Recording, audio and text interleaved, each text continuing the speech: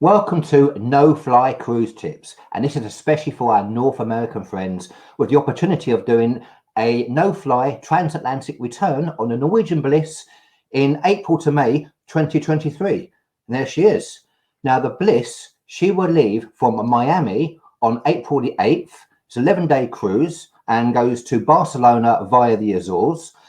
The Bliss is then refitted, so you have the opportunity of touring Europe or taking other cruises around Europe before you go back to Barcelona and you jump back on the Bliss again.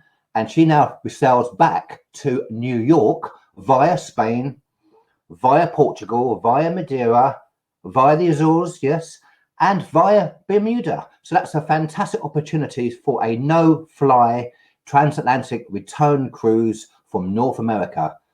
Cheers.